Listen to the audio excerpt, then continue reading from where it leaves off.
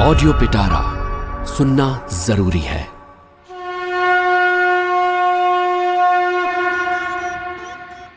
दोस्तों, इसी के साथ चलते हैं षोडश अध्याय यानी 16वें अध्याय की ओर। चाणक्य नीति षोडश अध्याय, जीवन की सार्थकता।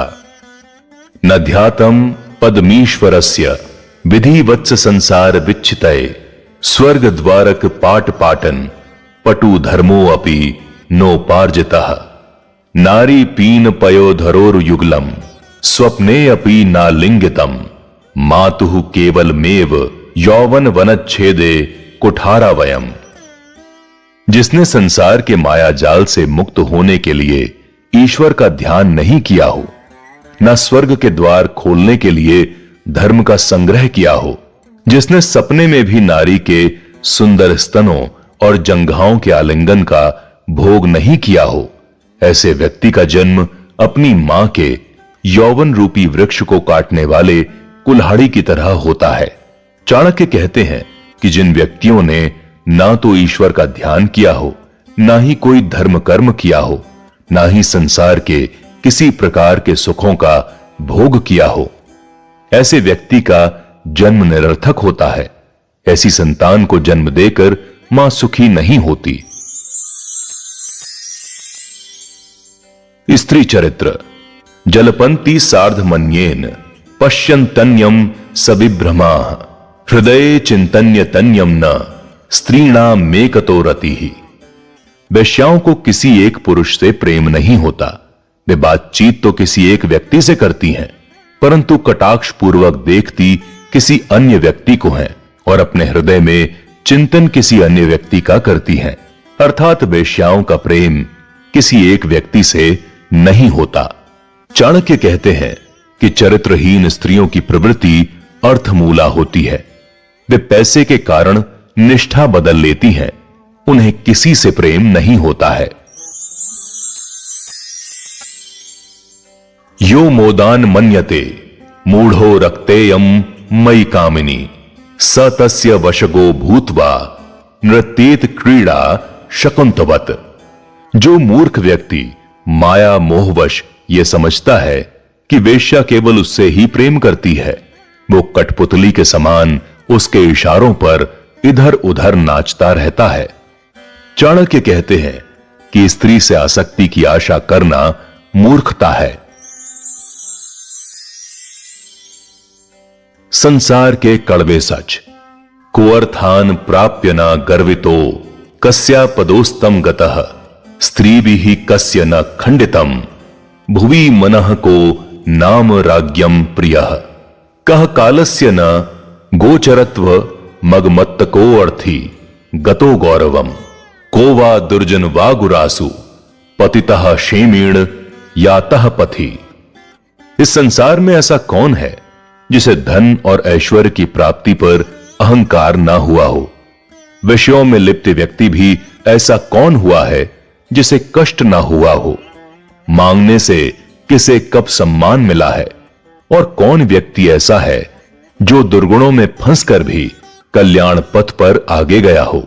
इस श्लोक में चाणक्य ने संसार में उपस्थित कुछ कड़वे सत्यों के संबंध में चर्चा की है।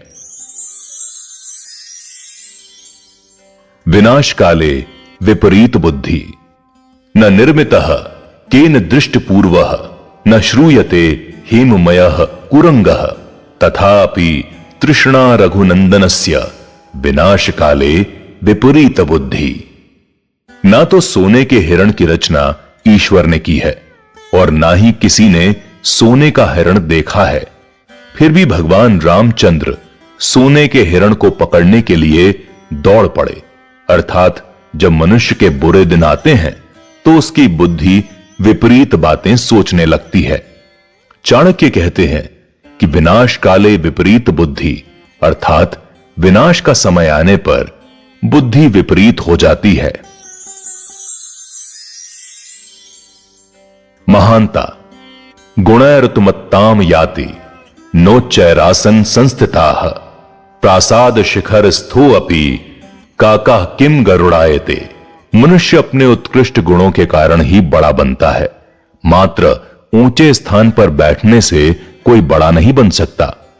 राजभवन की ऊंची चोटी पर बैठने से कौवा गरुड़ नहीं बन सकता। चाणक्य कहते हैं कि व्यक्ति गुणों से ही बड़ा बनता है।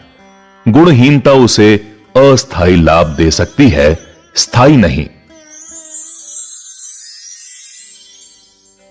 गुणाः सर्वत्र पूज्यन्ते न महत्योऽपि संपदः पूर्णेन्दु किं वन्द्यो निष्कलंको यथा कृशः। अच्छे गुणों की सभी जगह पूजा होती है। गुणहीन मनुष्य के पास यदि धन के भंडार भी हों तो भी उसे आदर सम्मान प्राप्त नहीं होता। बहुत थोड़े से प्रकाश वाला दाग धब्बों से रहित दूज के चांद को जिस प्रकार पूजा जाता है, क्या पूर्णिमा के चांद की वैसी पूजा नहीं होती? पर प्रोक्तो गुणो यस्तु निर्गुणो अपि गुणी भवेत इंद्रो अपि लघुताम याति स्वयं प्रख्यापितैर गुणे है। जिसके गुणों की तारीफ दूसरे लोग करते हैं वो गुणहीन होने पर भी गुणी मान लिया जाता है, परंतु जो स्वयं अपने मुख से अपनी प्रशंसा करता है ऐसे इंद्र को भी छोटा माना जाता है। चाणक्य कहते हैं कि सच्चा गुणी व्यक्ति वही है जिसकी प्रशंसा दूसरे लोग करते हैं। विवेकिन मनु प्राप्ता गुण यान्ति मनोज्ञातम सुतराम रत्नमाभाति चामिकर निजतम। गुण भी योग्य विवेकशील व्यक्ति के पास जाकर ही सुंदर लगता है, क्योंकि सोने में जड़े जाने पर रत्न भी सुंदर लगता है। गुणः सर्वज्ञ तुल्यो अपि सीदत्येको निराश्रयः अनर्घ्यम अपि मणिक्यम हेमाश्रयम पेक्षते। गुणों के श्रेष्ठ होने पर भी निराश्रित व्यक्ति कष्ट झेलता है। जैसे मूल्यवान मणि भी सोने में जड़ जाने की आशा करता है, उसी प्रकार मनुष्यों को भी किसी सहारे की अपेक्षा रहती है। चाणक्य कहते हैं कि उचित आश्रय को प्राप्त करके ही गुणी व्यक्ति को समाज में प्रसिद्धि मिलती है।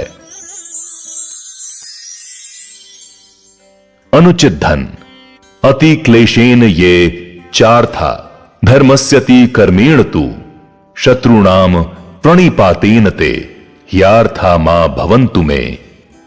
जो धन दूसरों को कष्ट पहुंचाकर धर्म विरुद्ध काम करके शत्रु के सामने झुकने से प्राप्त होता है, ऐसा धन मुझे नहीं चाहिए। चाणक्य कहते हैं कि आत्मसम्मान को नष्ट करने वाले धन की अपेक्षा धन का ना होना अच्छा है। किम तया क्रियते लक्ष्म्या या वधुरेव केवला या तू वेश्येव सा मान्या पथिकैरपि भुज्यते। ऐसे धन से कोई लाभ नहीं जो घर की कुलवधू के समान केवल एक मनुष्य के लिए उपयोगी होता है। धन संपत्ति वही श्रेष्ठ है जिसका वेश्या के समान सभी भोग करते हैं। चाणक्य कहते हैं कि समाज कल्याण, परोपकार और जरूरतमंदों की सहायता में लगा धन ही श्रेष्ठ होता है। संतोष धनुषे जीवित वेशु स्त्रीषु चाहार कर्मसु अतृप्त्या प्राणिनः सर्वे याता यात्स्यन्ति यान्ति च। इस संसार में किसी भी प्राणी को धन के उपभोग से, जीवन से, स्त्रियों के उपभोग से और विभिन्न प्रकार के भोजन से तृप्ति नहीं मिली है और ना ही तृप्ति मिल सकती है। चाणक्य कहते हैं कि मनुष्य की तृष्णा कभी नहीं मिटती, मन की इच्छाएं अनंत हैं, संतोष ही सबसे बड़ा धन है। दान शीयन्ते सर्वदाननि यज्ञ होम बलि क्रियाः न शीयते पात्र दानम भयम सर्वदेहिनाम। जीवन समाप्ति के साथ ही सभी प्रकार के दान, यज्ञ, होम समाप्त हो जाते हैं, किंतु श्रेष्ठ सुपात्र को दिया गया दान और अभय दान कभी नष्ट नहीं होता। याचकर्ता तृणम लघु तृणातूलम तूलादपि च याचकः वायुना किम नीतो असौ मामयम याचिष्टति। तिनका सबसे हल्का होता है, तिनके से भी अधिक हल्की रुई होती है, परंतु याचक यानी मांगने वाले को तो सबसे अधिक हल्का अर्थात तुच्छ माना जाता है। तब इसे वायु उड़ाकर क्यों नहीं ले जाती? इसीलिए कि वायु सोचती है कि कहीं वो मुझसे ही कुछ न मांग बैठे। चाणक्य कहते हैं कि मांगने वाले भिखारी की कोई इज्जत नहीं होती। अपमानित जीवन वरम प्राण परित्यागी मान भंगेन जीवनात् प्राण त्यागे क्षणम दुखम मान भंगे दिने दिने।